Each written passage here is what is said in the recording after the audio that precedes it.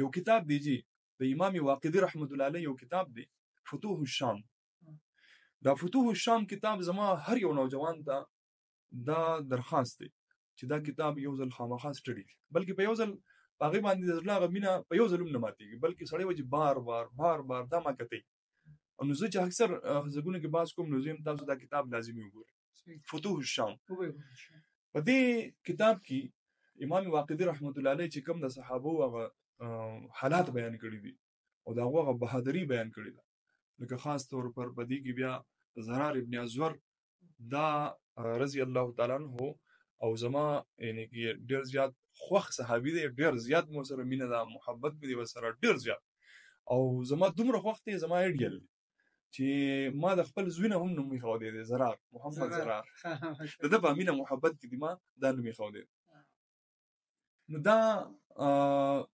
عرب چې کله موږ نوم واورو کنه دغه حالات وګورو، کتابونه وګورو، نو په موږ باندې یو روب تاریخ